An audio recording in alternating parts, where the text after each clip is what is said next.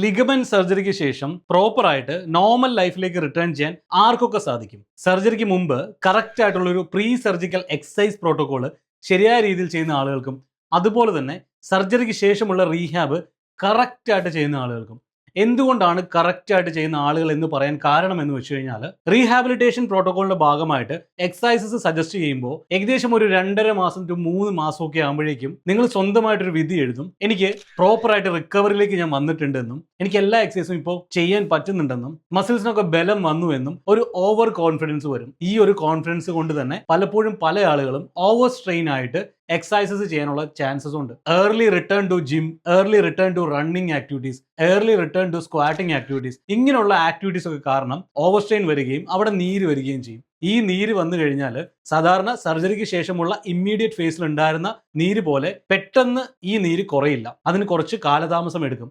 കാരണം രണ്ടാണ്.